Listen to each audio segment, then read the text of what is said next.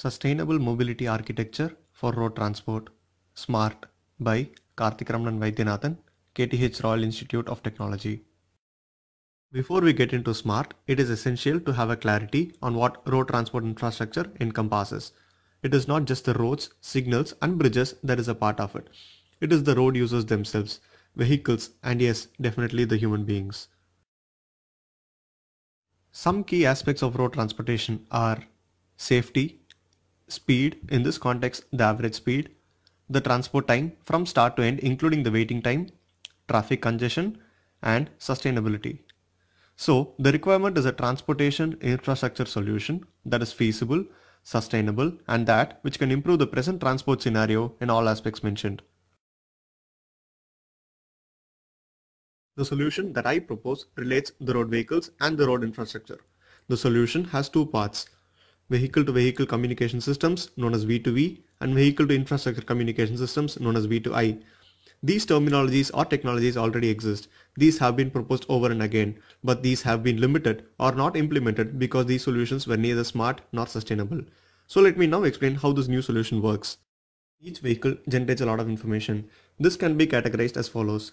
Vehicle position. The position information abstracted to the vehicle ECU from GPS is only the lat-long coordinates. Other information that can be determined using current position and position history are road gradient and road ahead. With road ahead details known, it is easy to obtain the number of road vehicles that have a similar position history and road ahead details. This will provide us the traffic information on a particular road stretch. Vehicle road interaction.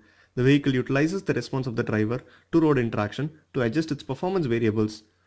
When this information is communicated across a channel and with vehicle position information, navigation can be made easier, avoiding potential roadblocks, reduce traffic congestion and thereby increase average speed and reduce transport time. Vehicle performance. It is a subset of the vehicle road interaction data, but it is a whole data set by itself. With the vehicle position data and vehicle road interaction data, we have the vehicle performance history over a particular road's distance. From this data, the particular road stretch can be mapped and provided to other potential road users on the same stretch to adjust performance parameters. In this, there is no vehicle-to-vehicle interaction. There is only vehicle data. For interaction to occur, there has to be a protocol. The protocol defines what information is shared and how it is shared. In the data that is shared, the traffic information will contain data about intersection details, average speeds, and corroded roads. The road information will contain data on road profile and the vehicle operation. The optional driving data, ODD, is the most important feature of the next generation vehicle-to-vehicle communication systems. The ideal way is to create a protocol that consists of two communication ranges, a low and a high range. High communication range data will necessarily contain information about the traffic and the road routed through satellite communication. This will make data logging easier. Low range communication will be used for vehicle-to-vehicle direct communication. V2V and ODD are interlinked. V2V ensures ODD exchange. ODD can include the vehicle speed, lane information, traffic ahead information, and the vehicle control mode. The potential use of ODD would be in the case of automated driving on a highway. In this driving scenario, the vehicle is left to the intelligence of the onboard electronics and the computer systems to follow a preset path. This can be termed as vehicle intelligence, defined through the algorithms used by the onboard systems to map the surrounding environment and take logical decisions.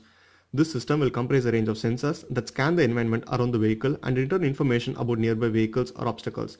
Also, lane departure systems and collision avoidance systems can form part of this intelligence system, providing information on the path to be followed. V2I communication will rely almost on the same set of technologies and protocols except that the communication shall occur between the vehicle and the infrastructure. The primary objective in V2I would be smooth flow of traffic to reduce transport time, traffic congestion, and pollution levels. The key infrastructure elements that might be of use for V2I could be traffic cameras that monitor traffic and highway cameras that monitor overspeeding and lane density. The main weight of V2I lies in the data processing and information relay rather than data acquisition. Infrastructure data can be either acquired at runtime or made available directly.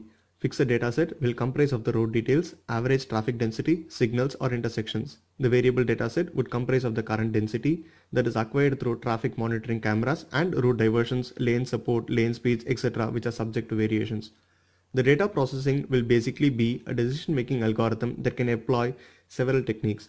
A code-based algorithm that processes data in smaller groups based on certain criteria, or a fuzzy logic-based decision algorithm that would impart human-like thinking to solve or process the fixed and the variable data.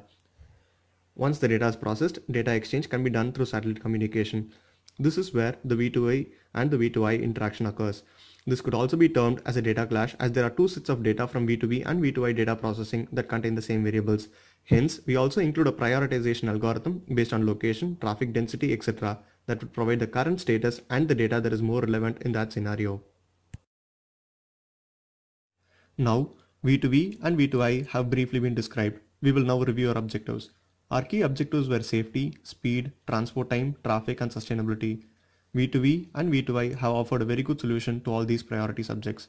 So when we take SMART, we have introduced S, sustainability, as we have used technology of the present to innovate and sustain it. M, mobility, well-planned and a coordinated traffic. A, architecture, V2V and V2I form the base of the architecture. RT, the road transport, definitely better than before. At least it's a forecast if this is implemented.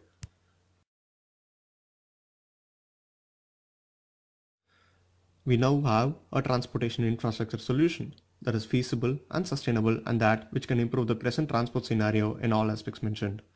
Think smart, be smart. Thank you.